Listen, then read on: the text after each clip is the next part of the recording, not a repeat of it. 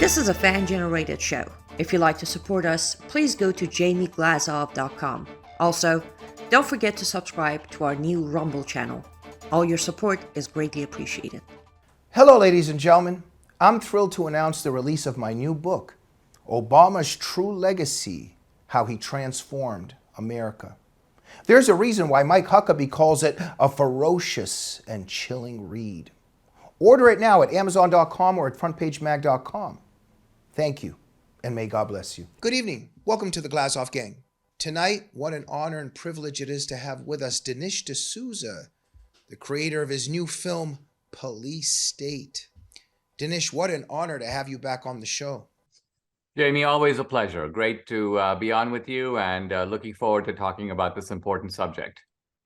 Absolutely. I watched it the other night.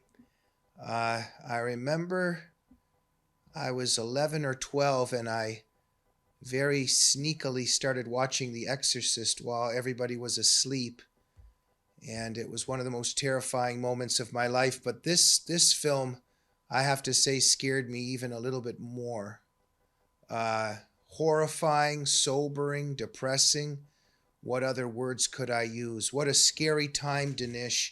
But brilliantly made. I think you covered all the right angles. Why don't we begin with this? Share some of your thoughts with us when you realized, hey, I got to make this movie. You know, I've been watching a lot of things happening in America in the last couple of years, and I notice that many people deal with those in isolation.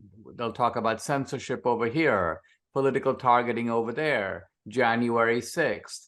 And then I realized, but there's a larger picture that is emerging. And it's a very startling one because, Jamie, for you and for me, America has been defined as kind of the land of freedom, American exceptionalism. We believe that there are these things unique about America. And for decades, we've thought that the United States represents the free world. We're the leader of the free world.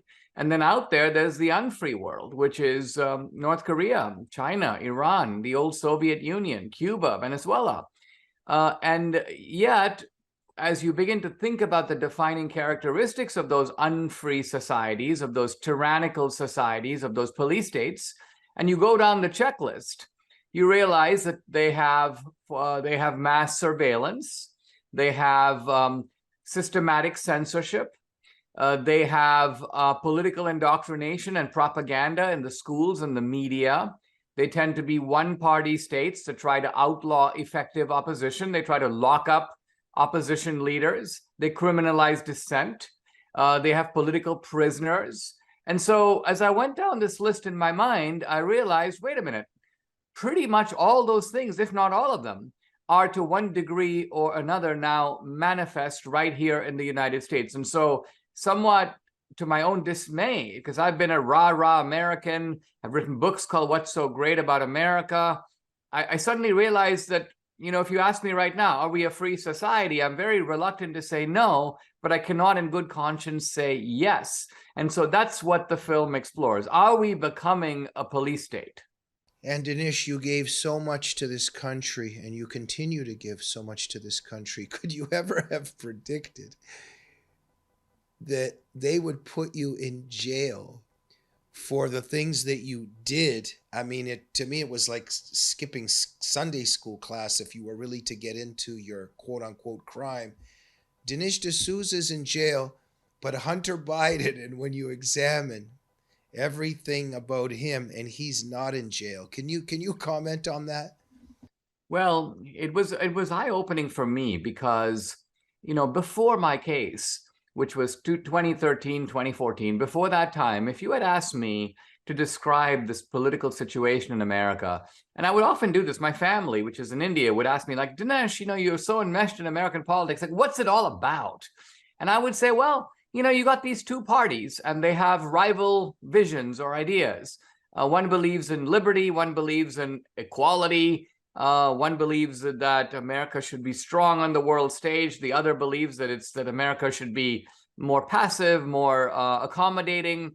and so on. And I said, it's like a debate society. They put these two visions before the American people, and the American people decide. Sometimes they go this way, sometimes they go that way. The pendulum swings.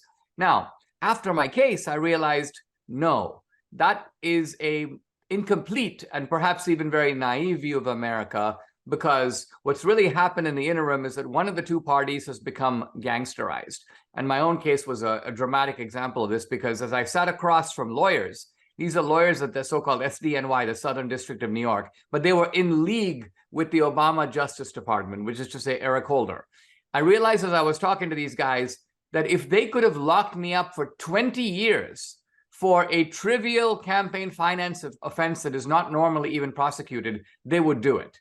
And that was very eye-opening for me, because I realized they don't see me as a critic, a dissenter, somebody who has a different point of view, someone who belongs to a different side. No, they saw me as an enemy, and they would do what it took to take me out. Absolutely scary. Dinesh, I remember in my younger years, 1990, 1991, the Soviet Union collapsed. The Soviet Empire collapsed. We saw what happened in Eastern Europe, et cetera, et cetera. And I remember at that time we thought, oh, we won the Cold War. And now, a generation later, a couple decades later, we realize they won.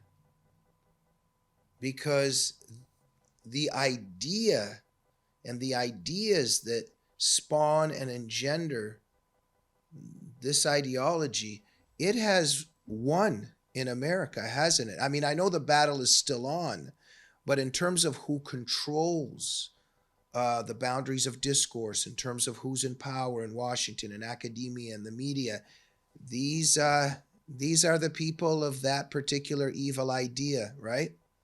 I think it's true. And you can see this very dramatically, not so much in the Soviet case, but in the case of China. You remember for 20 years, people said, let's trade with China, let's open doors to China. This way, China will become more like us. Well, guess what? They haven't. We've become a lot more like them. The tyrannical elements of Chinese society. In fact, there are American leaders now that actively say that the Chinese have got it going on. They figured it out. They're more efficient. And it would be nice if the bungling West began to resemble China. Obama once said that. There's a New York Times article. I showed this in the film. And toward the very end, Obama says he kind of envies the leadership of China, because I think what he means is that they don't have to deal with separation of powers, checks and balances, a Bill of Rights. They just take orders, and the orders are then carried out. So that dictatorial streak is now very much present in our institutions, not just in the institutions of government, interestingly enough, but in the media, in academia, in the nonprofit sector. And when you look at some of the tyrannical aspects of, say, censorship, it's an octopus that stretches across the public and the private sector, both. Absolutely. And, we once thought, at one time we thought, this CIA is good in protecting America. FBI is good protecting America. And then all of a sudden, these strange things start happening during this Trump administration. Of course, we knew a lot of stuff way back. But in general, something started happening with the Trump administration, what the intelligence agencies were doing. And then what happened to General Flynn. And then all of a sudden, all of that stuff that started happening. And in your film, you talk of what was very powerful and impressive, among many things, was your discussions with the whistleblowers. Can you tell us a little bit about these whistleblowers and how they came forward, what they have to say? Sure. We now have whistleblowers that come out of the FBI, the DHS. Now, remember, the Department of Homeland Security is 10 times bigger than the FBI. It's massively involved in political targeting, in censorship, and so on. And also the air marshals, who are the guys who follow people around, supposedly to keep the airplane safe. And I wanted to have a lot of these whistleblowers, these informants in the movie. Why? Because they understand the genealogy, the origin of the police state. They also understand how it's organized, its architecture or structure. They also understand who's running it. And this is all very eye-opening for Americans, because a lot of times Americans have not a very clear idea of how this police state operates. They'll say things like it's a deep state. Well, the implication, of course, being that it's all hidden, it's all sort of under the rug. But a lot of aspects of the police state are not hidden. I mean, you and I can go right now and read the YouTube guidelines on the 17 forbidden topics and the things that we are and are not allowed to say. It's not concealed, it's put out there. So part of this police state is out in the open. Part of it, as I say, is not even in the government. So I wanted the whistleblowers and the informants. The other type of guy I wanted in the film is ordinary Americans who are just kind of going about their life, and then they come face to face with what Orwell calls the boot stamping on the human face. And that was important to me because I wanted to answer the guy who said something like this: hey, Dinesh, I'm not Donald Trump. I didn't go inside the Capitol on January 6th. I pay my taxes. I'm a law-abiding, Republican. I don't have anything to worry about. The police state is never going to come after me. And my view is, hey, don't be too hasty to say that. In fact, overall, I don't think you could be more wrong. So I wanted to show ordinary people who feel the hot breath of the police state on their face. Absolutely, and you did that very powerfully. Something also very, very troubling is you show that it's not even the FBI and the authorities now see a crime and go after the criminals. Now it's about, in a lot of these cases, entrapment, provoking certain things. And you showed how in the FBI there's a kind of instigating of certain people and waiting for them to do something, and then they come after them. Tell us a bit about that. Yeah, the interesting thing about police states is that they have bureaucratic incentives to build up the agencies of the government. So when you take the FBI, you take the DHS, I think that those guys believed after 9/11 that there would be a lot more 9/11s. And they got a lot of money from Congress, well, I mean, ultimately from us, from the taxpayer, to deal with that kind of terrorism, that we might be facing a kind of epidemic of terrorism. Interestingly, maybe because of the effectiveness of U.S. bombings in Afghanistan, the U.S. Actions abroad against Al-Qaeda, somehow there were no more 9/11s, at least certainly not in the immediate aftermath. And so what happened is the FBI realized, wait, we're not seeing it. And so our kind of massive funding well is going to start drying up because people go, well, gee, maybe 9/11 was kind of a one-off. And so the FBI started saying, well, okay, now we've got to learn how to manufacture terrorism. I mean, this is a shocking idea that the government would be manufacturing terrorism. But here's what I mean by manufacturing terrorism. What they do is they'd say, all right, let's find some angry radical students at NYU. And these guys are like, we hate America, we're into jihad. But I mean, they're bums. I mean, they're losers. But what the FBI would do is they plan an informant, typically a Muslim informant, and he would go to these guys and go, hey, you guys are talking big about being jihadis. Have you ever thought of joining Al-Qaeda? These guys are like, no, man, we wouldn't know how to do that. Well, there's an Al-Qaeda training camp coming up in Pakistan. Why don't you attend? Oh, no, we don't have a passport. I live with my mom. I don't have any money. So the FBI goes, well, listen, how about we get you a passport? How about if we give you some money? And so what they do is they sort of lure these guys into like that. And then the guy goes, okay, I guess I'll do it. Shows up at John F. Kennedy Airport to board the plane. Bam, he's arrested. Press conference. The media has been tipped off. FBI is amazing. They've thwarted this amazing terrorist plot. So what I'm getting at is the FBI developed a recipe after 9/11. And then later under Obama, there was a redeployment of these capacities against Republicans and conservatives and patriots. And the FBI already had the playbook. They had perfected it after 9/11. It's the exact playbook that was used in the so-called Whitmer kidnapping, which was a complete hoax, an FBI frame-up. And to some degree, it was also the playbook used on January 6th. Right, and and exactly. So at least in the first stage or whatever, at least because there is a jihad and there is Al Qaeda, there are those threats, and then as you say, they were playing on certain levels with this stuff. But then now, instead of the real threats of jihadis, now the threat, the manufacturing of terrorism is now they're targeting parents that don't want drag queens dancing in front of their children, right? Right. And also you have, if you look at with the Whitmer case, you had a bunch of guys who are really upset about COVID, about lockdowns. These are basically down and outs in society. They hate Gretchen Whitmer. And so again, the FBI comes along and they goes, well, you hate Gretchen Whitmer. Why don't you kidnap her? Because like, kidnap her? Are you kidding? The FBI is like, you know what? You can do it. But in order to do it, you need to get some firearms training. So we've got a firearms training camp. We're going to have you come.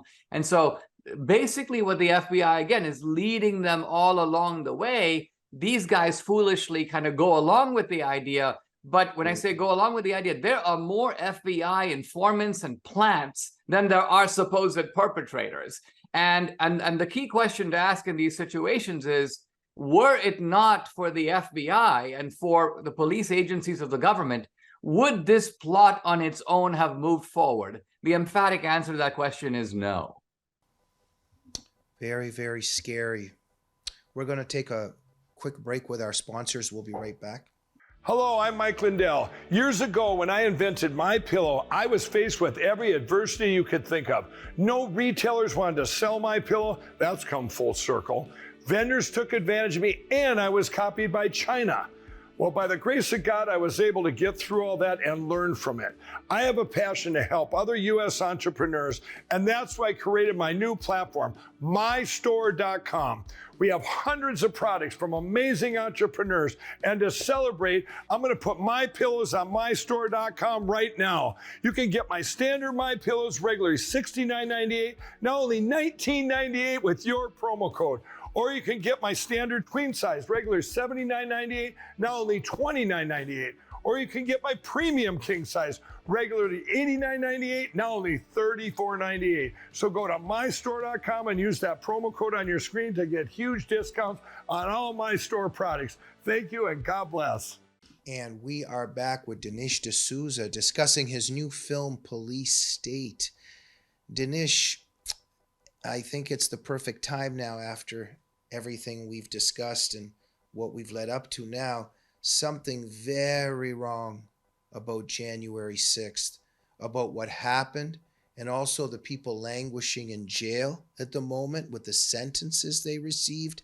And I'm kind of curious, let's say in terms of the demonstrations even the other night at DNC headquarters with all these pro-Hamas, pro-Palestinian demonstrators, I don't think they're going to get the same treatment as the January 6th political prisoners. What is your take on this? Well, it's very obvious that they won't, and they know they won't. It's interesting how you see in the eyes of the left the sense that they are above the law. I mean, when Jamal Bowman, when he pulled that fire extinguisher, his sneaky behavior, he removes the signs, he pulls the fire extinguisher, but not for a moment did it cross his mind, I'm going to be arrested. I'm going to be put into handcuffs. I'm going to be in solitary confinement. I'll spend 6 months in jail before my case even comes up. I'm likely to get a year or two in prison. He knew that none of that was going to happen, and he was right. Similarly, the guys, the Palestine activists who took over the Cannon building, think about it. All the charges applicable to January 6 defendants, which is to say, disorderly conduct, unauthorized presence or parading in a public building, obstruction of an official proceeding, all those charges are directly applicable to those guys. Recently, there was a bunch of activists outside the DNC. You can see them raining blows on the cops. You can see them pepper spray. Again, the stuff that was alleged against violent January 6 defendants is going on right in front of your eyes. And yet, you know, and I know, and they know that that will not happen to them. Why? Because they are the party that's helping to build the police state. And so the police state makes a distinction. It protects the people who are seen as helping to construct the police state, and it ruthlessly goes after the people who it sees as obstacles to the police state. Absolutely. Brilliantly said, Dinesh. Dinesh, so Joe Biden, China, some kind of cover-up, some kind of funding going on, money going into strange accounts. Peter Schweitzer has really documented a lot of that stuff. Very, very troubling and something very dirty going on, correct? Yeah, and what's going on is that the Chinese have long had a policy well known across Asia, and the policy is really simple, that you cannot pay direct bribes to politicians because this is likely to be found out. So what you do is you enrich the families of the people you're trying to bribe. And this goes on, again, all over Asia.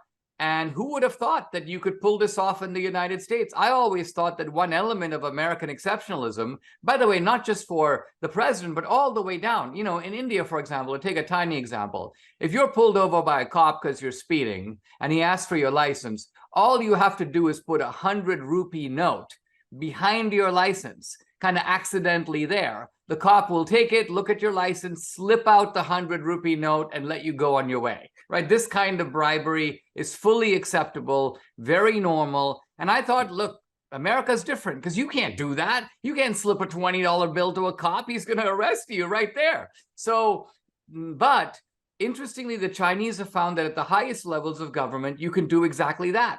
Again, the money doesn't go directly to Biden. It goes to Hunter Biden. He puts it in an LLC. And then it goes to another LLC, and then it's distributed to Biden family members. Some of it ends up in Joe Biden's pocket. I mean, it is amazing to see this direct bribery payment scheme. And it's also amazing to see a media that knows about it, but is pretending that there's nothing to see here, guys. And there's nothing to see there. And there's really true, serious, very serious corruption going on.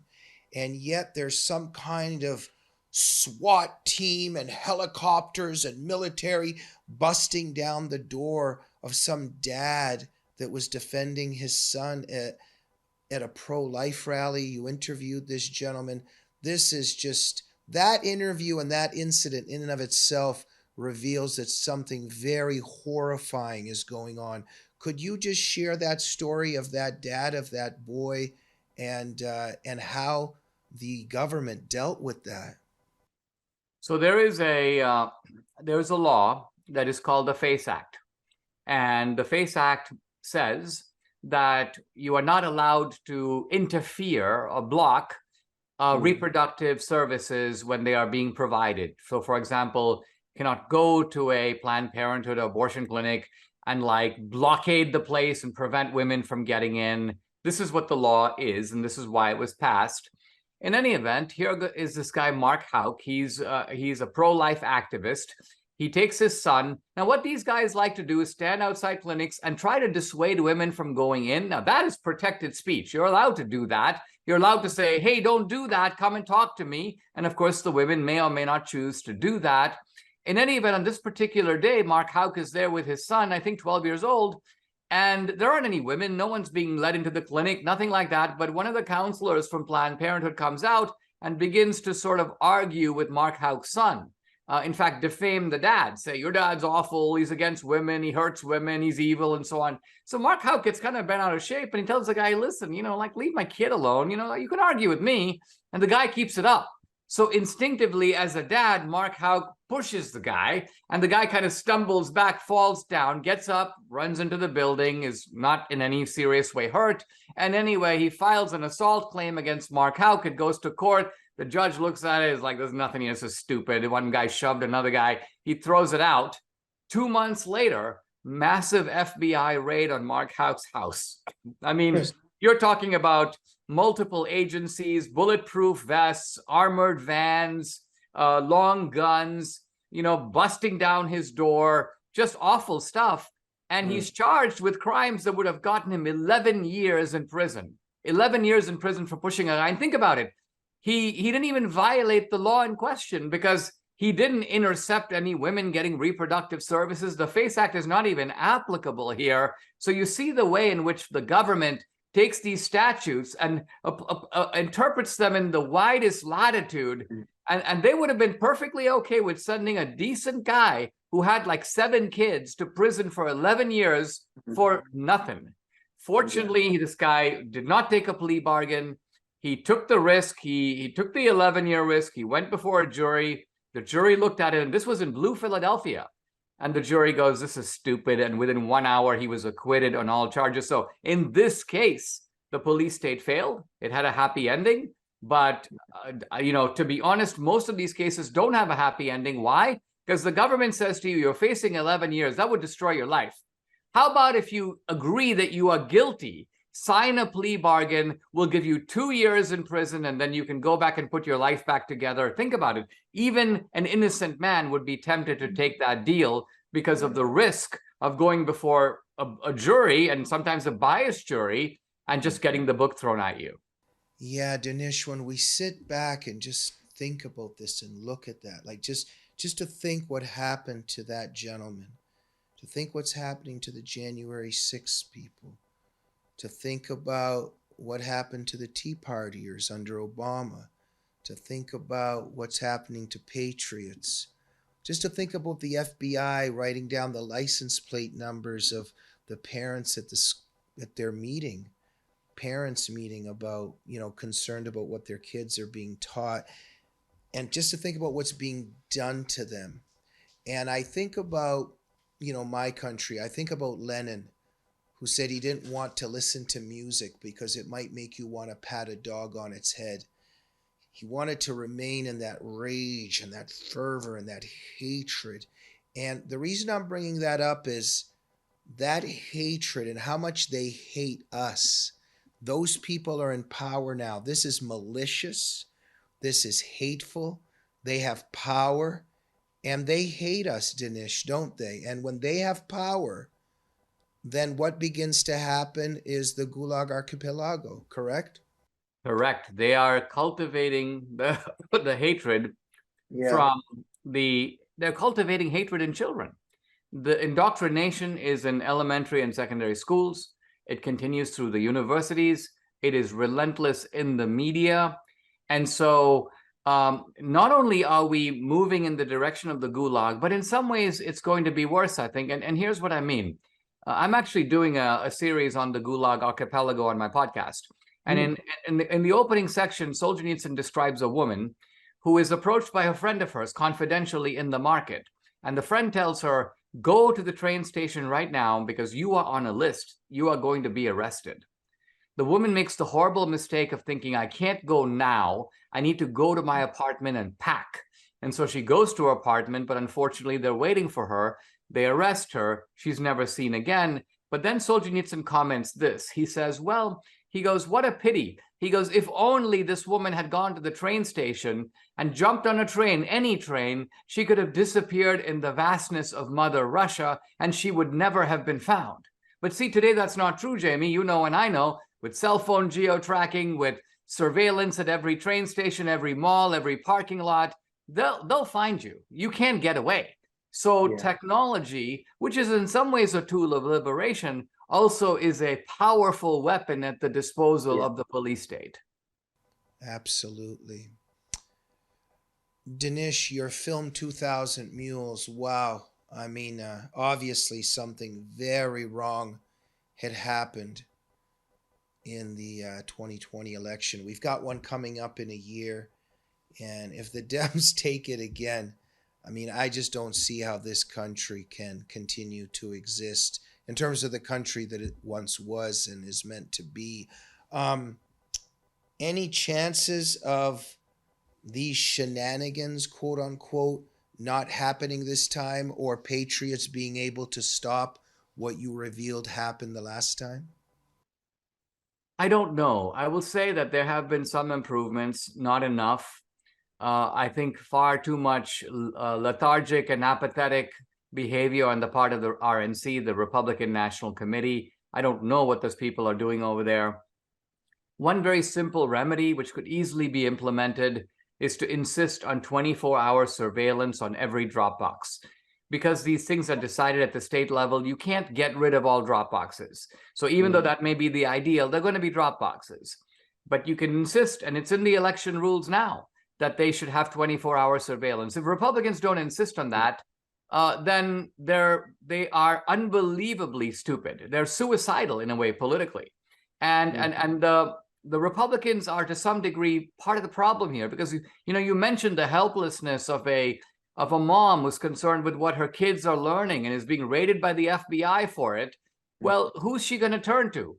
but her Republican congressman, and she goes, help me. What can you do to challenge the police state, to at least thwart it, maybe roll it back a little? And then you've got a substantial contingent of Republicans who go, not only do we not agree with you, not only do we not see a police state, we're now going to vote to give the FBI $300 million more to build a new centralized complex in Washington, D.C. I mean, when the FBI is telling Newsweek, by the way, a massive article recently, that the FBI is going to create a special category of MAGA Republicans to be targeted. So Republicans are being targeted, and Republicans are the one bankrolling the police state. Now, how do you explain that one? Dinesh, well, thank God that we have a noble, courageous truth teller like yourself that does explain things. And I just wanted to end this evening on a personal note. I have so much respect for you. Perhaps I don't really need to name names right now or institutions, but we know who they are. And I'm watching certain things and people that are supposed to be conservative, but they don't discuss this anymore. They don't discuss this anymore. Oh, Dinesh D'Souza, 2000 Mules. Very interesting.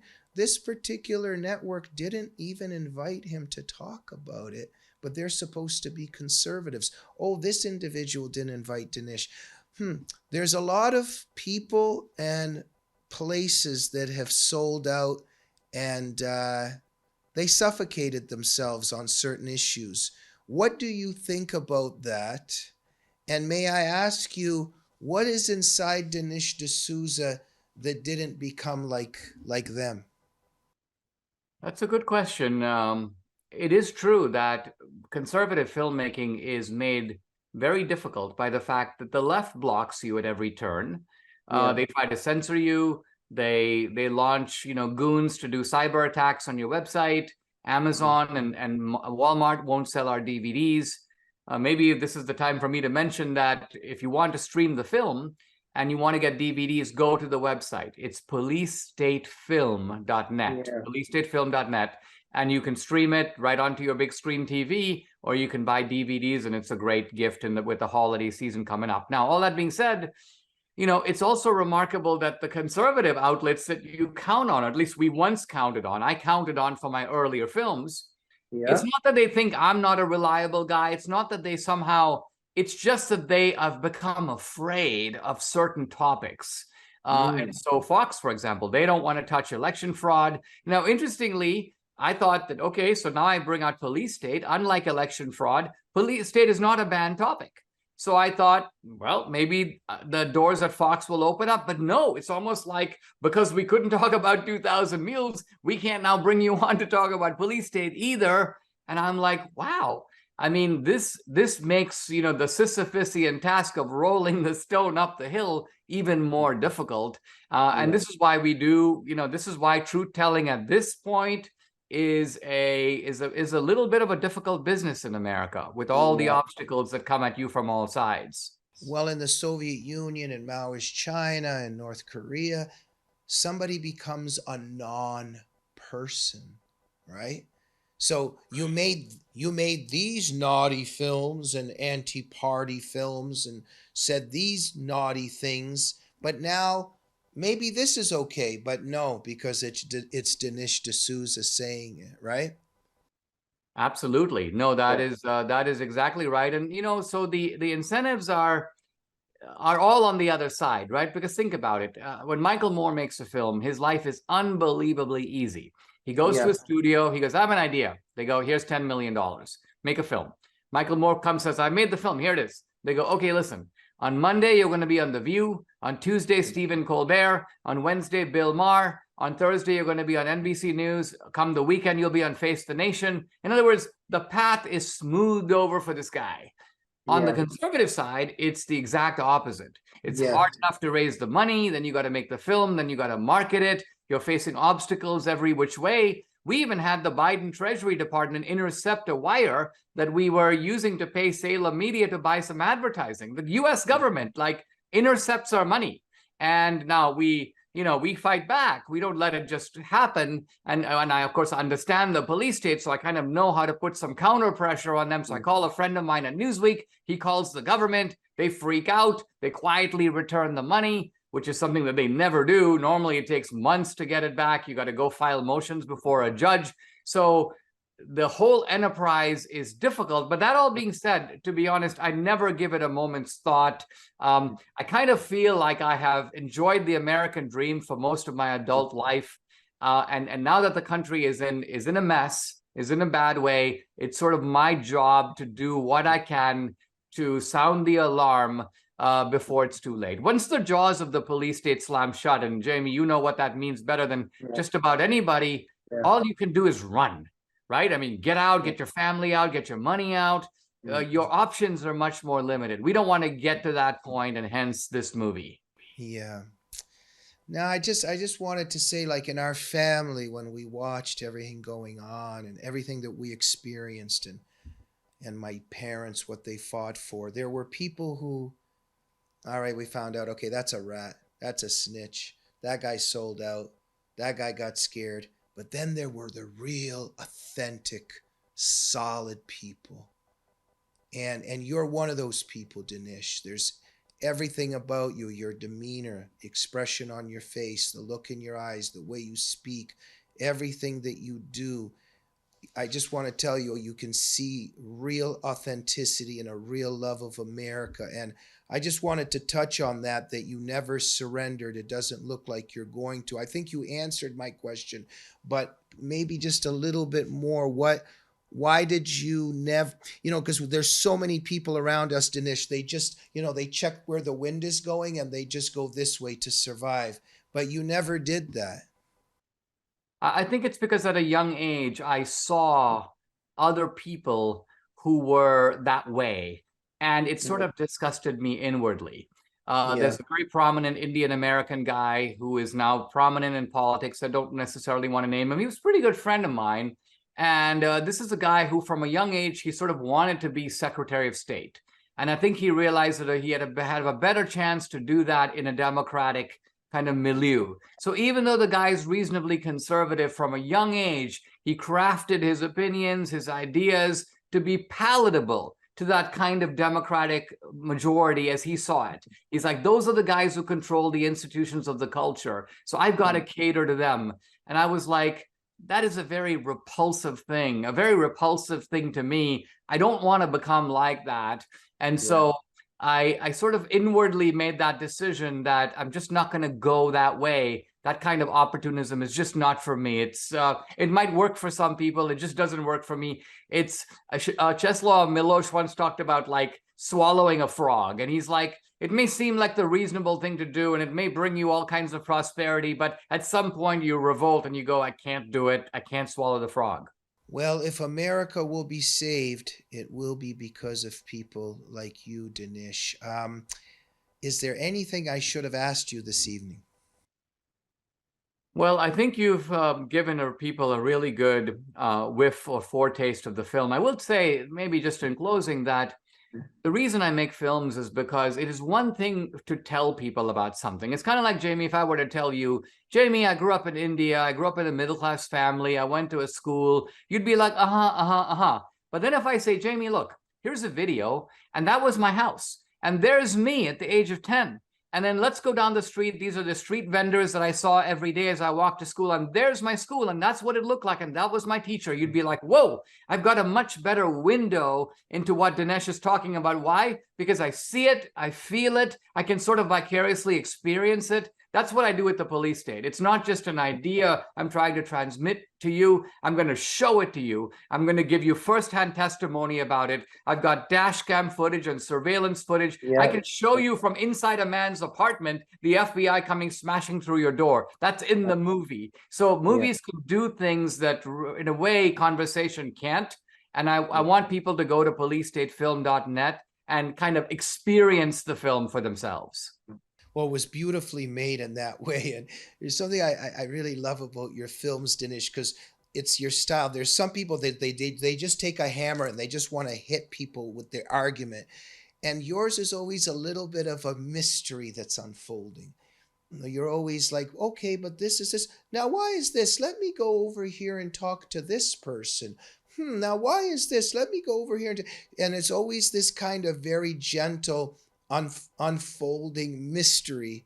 And then all of a sudden, the viewer himself starts coming to all these conclusions. Am I onto something there? You have a certain style. Could we end with that? Tell us.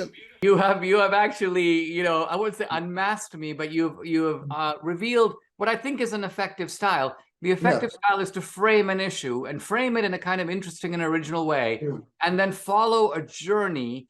And in this film, I think it's fair to say that my own role is very understated. Most of the time, I'm just posing a question and then drawing the natural conclusion that comes out from what we all just saw together.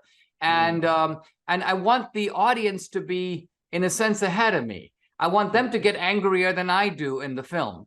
And then at the end of the film, they are with me and they are moved by the film. So the film works on them, on us, not only intellectually, but also emotionally. And that combination is very powerful. I mean, I've been in the theater while people watch this film, and the effect on them is electric. It's just amazing to see.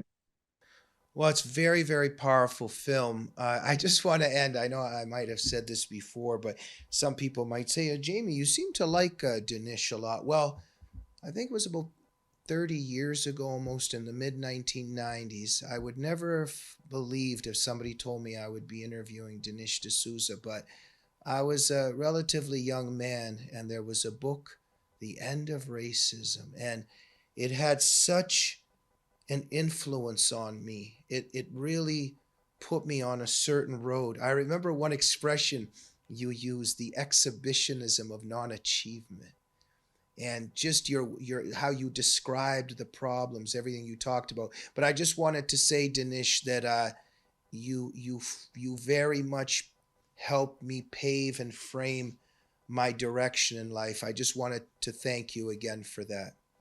Well, that means a great deal. And of course, that is probably my most ambitious. It's certainly my longest book. It's 600 pages, 2,000 footnotes. And I'm very proud of that book. And because it really, it looked at the issue of race, an issue that's still, of course, very much with us, but try to look at it at the ground level. And so I'm thrilled that about what you say. My earlier career, of course, was focused on books. Now I do the books sometimes, but I also usually combine them with the movie. I think of those as kind of the 1-2 punch. With the latest film, there is no book. It's just the movie Police State. But I'm also very proud of the movie because this is now my 7th documentary. So I feel like I've gotten better as I've gone along, which is natural, I suppose, whether it's books or with movies. But many people have told me that this is certainly, in terms of being emotionally riveting, my most powerful film.